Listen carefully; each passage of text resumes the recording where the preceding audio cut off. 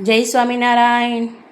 આજે હું તમારી સાથે શેર કરીશ મારી રીતથી બનાવેલ મખાનાને રોસ્ટ કરી અને તેને વઘારવાની રેસીપી। મખાનાને બે જુદી રીતથી મસાલા કરીશું।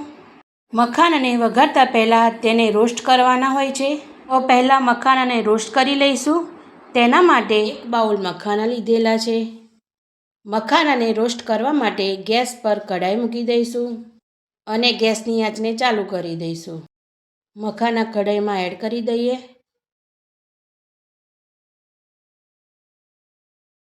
સ્લો ટુ મીડિયમ આંચ પર મખાનાને રોસ્ટ કરી લઈએ।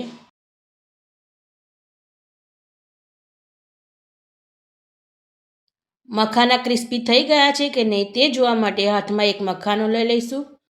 મખાના આ રીતે ભાગી જાય છે એટલે ક્રિસ્પી થઈ ગયા છે। ગેસની આંચને બંધ કરી દઈએ। હવે આગળની પ્રોસેસમાં મખાનાને વઘારવા માટે 2 ચમચી કઢાઈમાં ઘી ઉમેરી લેવાનું છે। ઘી ગરમ થાય એટલે ગેસની આંચને બંધ કરી દેવાની છે। આ રીતથી મખાના વઘારીશું તો મખાનાનો કલર એકદમ સરસ આવે છે। પહેલાં આપણે યલો કલરના મખાના વઘારીશું। તેના માટે 1 ચમચી હળદર લેવાની છે, તેને આપણે ઘીમાં એડ કરી દેવાની છે। ત્યારબાદ અડધી ચમચી મરી પાવડર, ત્યારબાદ મીઠું, 1 ચમચી મીઠું અંદર એડ કરી દઈએ અને મસાલાને મિક્સ કરી લઈએ।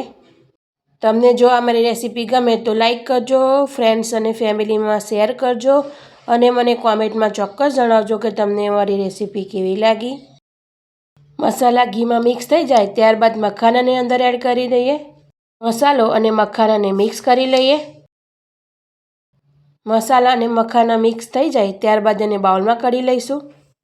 અહીંયા છે આપણા યલો કલરના મખાના। હવે આપણે રેડ કલરના મસાલાવાળા મખાના બનાવીશું। તેના માટે એક કઢાઈમાં 2 ચમચી ઘી ઉમેરી લેવાનું છે। ઘી ગરમ થાય એટલે ગેસની આંચને બંધ કરી દેવાની છે। ત્યારબાદ કઢાઈમાં મસાલા કરી લેવાના છે। અડધી ચમચી મીઠું ઉમેરવાનું છે। ત્યારબાદ 1 ચમચી કાશ્મીરી લાલ મરચું અંદર એડ કરવાનું છે। 1 ચમચી જેટલું સંચર ઉમેરીશું। ઘીમાં ઉમેરેલા મસાલાને હવે મિક્સ કરી લેવાનું છે। આ રીતે બધા જ મસાલાને ચમચાની મદદથી મિક્સ કરી લેવાનું છે।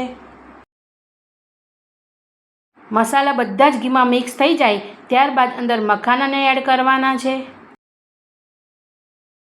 અને મખાના અને મસાલાને મિક્સ કરી લેવાના છે। આ રીતે બધા જ મસાલા મખાનામાં મિક્સ થઈ જાય છે અને એકદમ ટેસ્ટી મખાના આપણા તૈયાર થાય છે। આ રીતથી મખાના વઘારશો તો એનો ટેસ્ટ ખૂબ જ સ્વાદિષ્ટ આવે છે।